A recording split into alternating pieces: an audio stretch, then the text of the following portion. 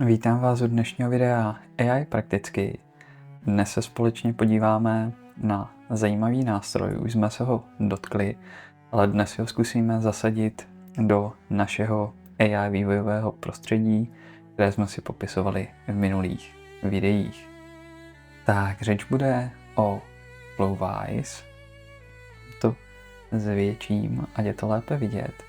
A Flowwise je jednoduše drag and drop nástroj, který můžeme použít pro stavbu nějakých složitějších LLM flow. A ty LLM flow potom dokonce můžeme vystavit pro ostatní skrz API. Současná verze je 2.2.3 a co my tedy provedeme? Tak my se v první řadě připojíme k našemu CM 3588, což je náš development board. To znamená, my si otevřeme PowerShell a v tom PowerShellu uděláme SSH na naši vývojovou desku CM3588. V tomto případě ta vývojová deska je pouze z 16 GB DDR4 paměti. Nicméně přidám do popisu videa odkaz na její novější verzi, která má až 32 GB DDR5 paměti. Já zatím čekám, až mi přijde, potom ji vyzkoušíme. Takže ve chvíli, kdy jsme tady, tak mě na tom CM3588 běží OpenMedia Vault, to znamená, to používám jako NASku a jsou tam NVMe disky. To znamená, my si skočíme do toho našeho RAIDu, který tam máme vytvořený, a tady si vytvoříme nějakou složku projekt, protože to, co my potřebujeme udělat, je si skrz Git jednoduše stáhnout ten náš projekt, nebo respektive ten projekt Flowwise. V mém případě už jsem to udělal, to znamená, vidíte, že já Flowwise už tady mám, ale pokud byste ho neměli, tak pokud jdeme zpátky do prohlížeče, tak bychom si jenom tady zjistili, jakým způsobem to můžeme vyklonovat, skopírovali bychom si to a následně opět tady bychom prostě udělali git clone a dali bychom mu URL adresu. V mém případě tím, že já už to mám, tak já se skočím jenom do Flowwise a udělám git pull, tak abych si zjistil, jestli jsou tam nějaké změny, abych si to updateoval. Vidíme, že nějaké změny tam jsou. No a teď, když bychom se podívali, co tam je, tak je tam Dockerfile a díky Dockerfileu, když se podíváme do dokumentace Flowwise, sjeli bychom o něco níže. To znamená, tady vidíte, jak to potom reálně vypadá, jak se s ním dá hrát. Tak tady vidíme, že jednak to můžeme použít Node.js, ale my si z toho radši chceme udělat Docker, aby jsme si to mohli nasadit kdekoliv, a jednoduše spuštěním tohoto příkazu, když jsme ve složce Flowwise, si vybuildíme ten image. V současné chvíli to dělat nebudu, protože já už jsem to udělal, ale když jsme tady a zbuildili bychom si tady skrz ten příkaz ten Docker image, tak si uděláme Docker images a tady už vidíme, že já jsem si to zbuildil a mám to tady nějakých 22 hodin zpátky. Co znamená tady ta adresa na začátku? Pokud bychom si udělali docker ps, tak vidíme, že nám tady běží něco, co se jmenuje registry 2. Vy si můžete stáhnout a vytvořit lokální docker registry a potom do něho nahrát image. V našem případě tím, že my máme ty dockerové environmenty rozšířený po síti, tak kdybychom to nechtěli běžet jenom tady na našem CM3588, ale chtěli bychom to přenést třeba na nějakou jinou vývojovou desku, tak když máme to registry, tak potom z toho registry si to můžeme stáhnout. To znamená, bude to fungovat podobně jako Docker Hub, nicméně máme to lokálně. Takže my jsme si něco zbuildili, lokálně jsme si to nahráli a potom to můžeme používat tady v naší síti. Ale my si to teď ukážeme skrz Portainer To znamená, když půjdeme sem, dáme si Portainer, který v současné chvíli mi běží na Synology NAS, tak se nám otevře Portainer. Portainer je jakýsi nástroj, jak můžeme spravovat ty dockerové environmenty. A když si zadáme heslo a vstoupíme, tak tady máme ty připojené dockerové environmenty. To znamená, vidíme, že tady máme Synology NAS, nicméně to je velmi slabé, má jenom 2 CPU a 6,1 GB RAM paměti. My jsme se připojili tedy k CM3588, jak vidíme, to má 8 CPU a 16 GB RAM. Jak říkám, do popisu videa přiložím 32 GB verzi, já na ní zatím čekám, až dorazí a potom ji pro vás vyzkouším. Takže když tedy se připojíme k CM3588, Portainer jsme si popisovali už dříve a uděláme si zoom out a zkusíme si přiblížit celou tu stránku. Víme, jak to bude vypadat. Tak, jsme přihlášení a vidíme, že tady máme nějakých 25 imageů a že nám běží 6 kontejnerů. Tak když bychom to otevřeli, tak vidíme, že Flowwise už tady máme vytvořený, ale dejme tomu, že ho tedy nechceme, tak ho zastavíme a smažeme ho a zkusíme si to vytvořit úplně od začátku. Takže dáme remove, smažeme ho. Teď, když bychom si chtěli tedy ten Flowwise container vytvořit, tak dáme add container. Tady si změníme na to registry, jestli si vzpomínáte, běžíme to registry lokálně. Tady nám to automaticky změní ten image a my chceme Flowwise latest, pojmenujeme ten kontejner Flowwise. No a tady se podíváme, potřebujeme přidat port mapping, to znamená, chceme namapovat port 301 na port 300. Na portu 300 uvnitř toho dockerového image běží ten Flowwise, my už ale na tom development boardu 3588 300 používáme, takže si jenom takhle jednoduše přemapujeme na 301. Dáme deploy container, on nám ho okamžitě nasadí. A co je úžasného na Portaineru, že velmi jednoduše nám potom umožňuje s tím hrát. Tady vidíme, jak to vypadá, můžeme si skočit takhle do logu. Vidíme, že Flowwise ve verzi 2.2.3 se nám rozběhl, takže super. Když bychom se podívali, jaká je nejnovější verze 2.2.3, to asi nevidíte úplně přesně, protože to není přiblíženo, ale nevadí. Zase si to za chviličku přiblížíme. Takže tady vidíme, Flowwise nám běží, měl by nám teda běžet na portu 301 a uvnitř toho kontejneru je to port 300. Takže my teď, když bychom tady zadali port 301 toho, kde nám běží naše CM3588, zase můžeme si to přiblížit, to lépe vidíte, takže zadáme ten náš port toho, kde nám běží to CM3588. Tady už vidíme, že nic nemáme. Takže takhle vypadá Flowwise, když se spustí. A teď my se budeme snažit tedy vytvořit nějaké to flow. To, co ve Flowwise hodně pomůže, je Marketplace, protože v tom Marketplaceu vidíme jakési příklady. My vezmeme toto, což je jednoduchý příklad, který vytváří nějakou in-memory rack databázi a díky ní potom předá ty informace velkému jazykovému modelu a ten velký jazykový model potom díky tomu je schopný lépe odpovědět. To si ukážeme. Takže my, když si otevřeme tady ten příklad, tak nám to neuvěřitelně pomůže.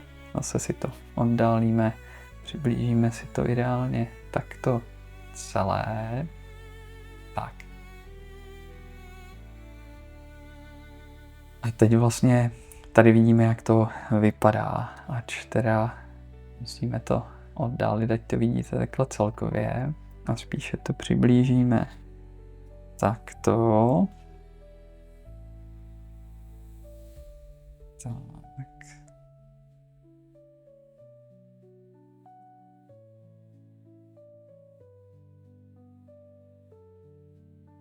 Tak, a máme to přiblíženo. Máme to tam. A teď vidíme tedy, že tady je nějaký text splitter, protože když ukládáme do té vektorové databáze, aby jsme mohli používat RAG Retrieval Augmented Generation, tak ten text musíme rozdělit na menší chunky, tady chunk size bude 4000 znaků, potom tady máme nějaké načítání z GitHubu, to načítání vlastně načítá dokumentaci k Flowwise, potom tady máme embeddings, protože každý ten chunk musí mít nějaký svůj embedding.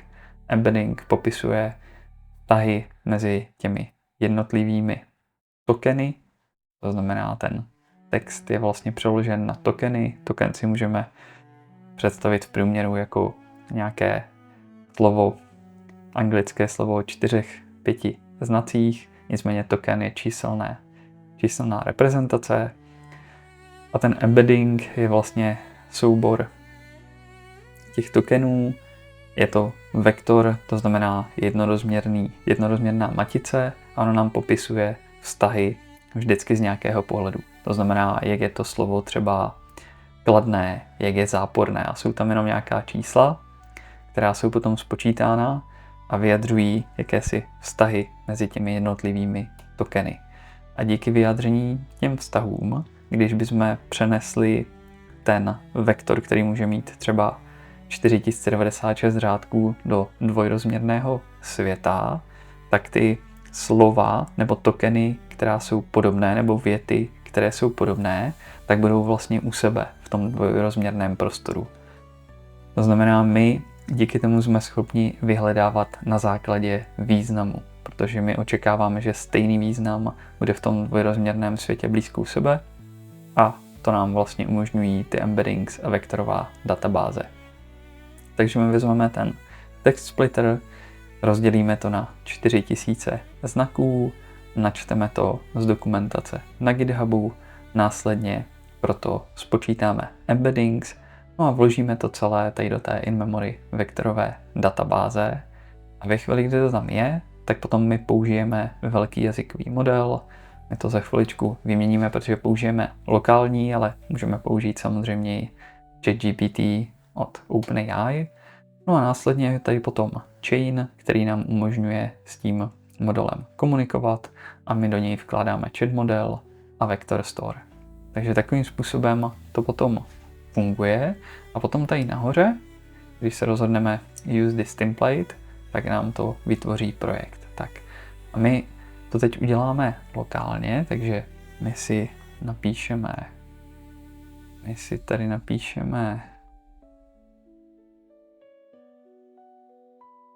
takže až to budeme ukládat. Tak, takže GitHub máme v pořádku, tady si můžete všimnout, když bude nová verze toho nodu, což je vlastně tady ten funkční blok, tak vám to takhle bude svítit, když je něco novějšího. Tak my smažeme OpenAI embeddings a najdeme si Ollama embeddings, tady můžeme LangChain a LlamaIndex jsou vlastně nejslavnější frameworky, tak z toho většinou jsou ty nody potom vytvořené. My když se najdeme Ollama, tak už tady máme Ollama embeddings, takže si přetáhneme Ollama embeddings. My neběžíme na localhostu, my běžíme na jiném hostu, takže si dáme 192, 168, 1, 207, kde běžíme tu Ollamu.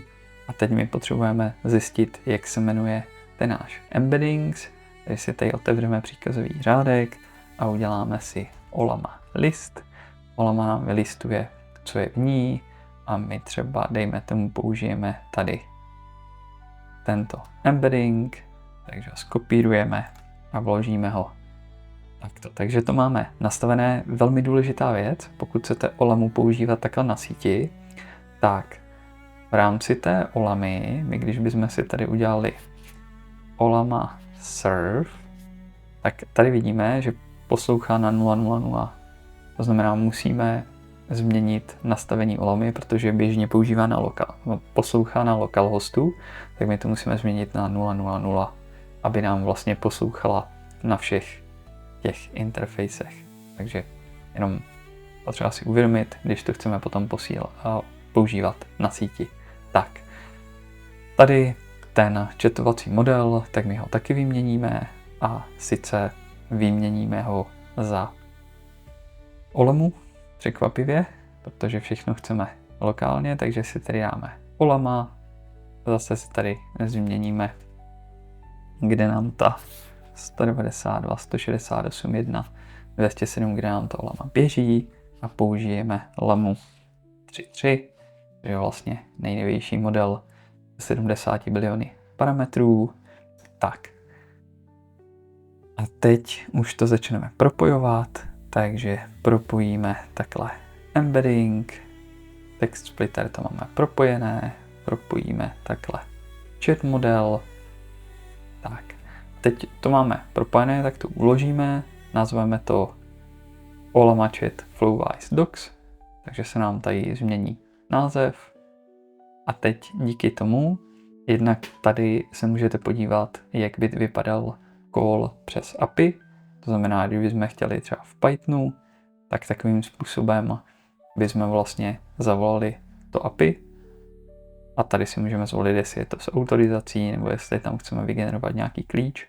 Takže takhle potom můžeme zavolat tady to naše flow, které běží skrz tady ten API endpoint, což je super, protože když si tady uděláte složité flow a potom ho jenom chcete zavolat z nějakého chatovacího programu nebo z Pythonu, tak to můžete udělat tady. Tak, teď když už to tady máme nastavené, tak načteme tu databázi vlastně tímto, tu vektorovou embedding z databázi, ale my to teď neuděláme a zeptáme se Olamy, co je to Flowwise. Olama to nejspíš nebude vědět, takže what is Flowwise? Stiskneme Enter a teďka by nám na našem hlavním počítači, když se podíváme, měla naběhnout Olama a načíst nám model. Tak když si dáme Olama PS, tak by se nám měl načíst model, to se nám zatím neděje. Tak, a tady vidíme, že máme nějaký problém. A tady máme problém s GitHubem, to znamená, ono nám to selhalo na GitHubu a tady nám to říká, že máme starý, tak pojďme si skopírovat tady ten credentials, smažeme tady ten GitHub, zkusíme si tam teda přidat GitHub nový.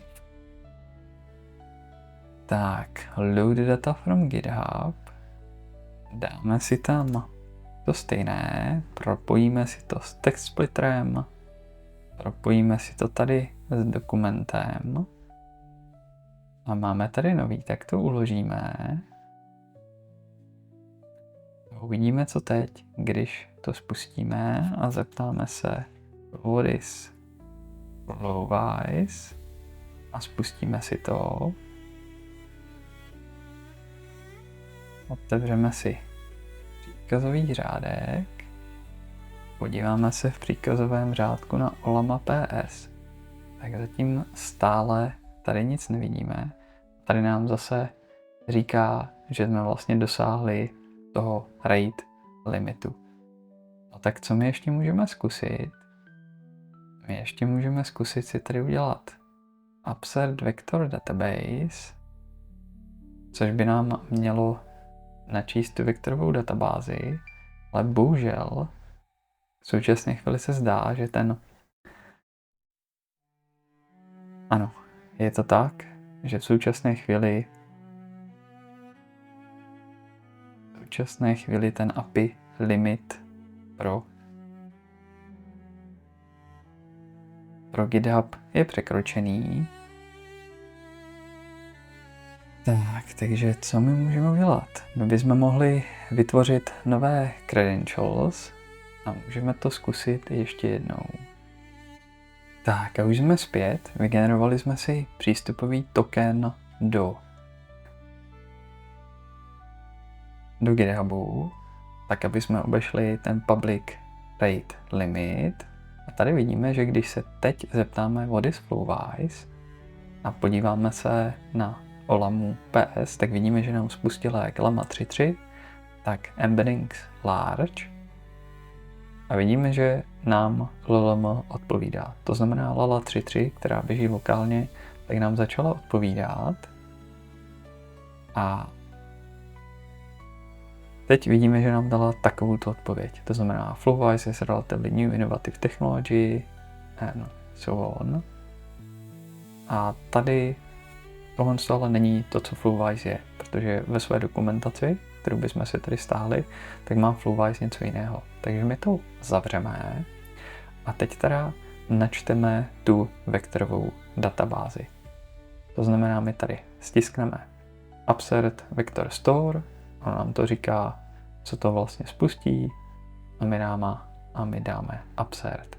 Teď nám to vlastně proběhne, on nám řekne, přidal jsem 10 záznamů, tady nám vždycky ukáže odkud, kde vlastně byli. Tady vidíme, co nám tam dává do té databáze, že nějakým způsobem to přechrůstal. Takže to máme, takže teďka máme vlastně naplněný ten vektor store. A teď se zkusíme zeptat znovu. Položíme úplně stejnou otázku. What is Flowise? A teď to, co by se mělo stát, tak vlastně tady ten conversation chain vytáhne ty informace z in-memory vector store a následně je poskytne tomu velkému jazykovému modelu, v našem případě Lama 3.3, a ta odpověď by měla být lepší.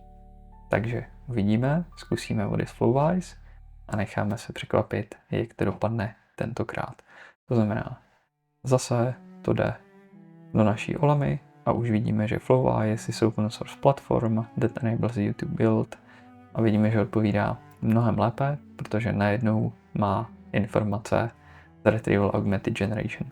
To znamená, i když ty informace nejsou přímo v Olamě, která byla natrénovaná předtím, nebo ty data neobsahovaly tady informace o Flowise, který má informace pouze na GitHubu, to znamená, nevyskytují se moc v těch trénovacích datech, tak najednou díky RAG, Retrieval Augmented Generation, je schopné to vlastně popsat, co to umí a co se s ním dá dělat.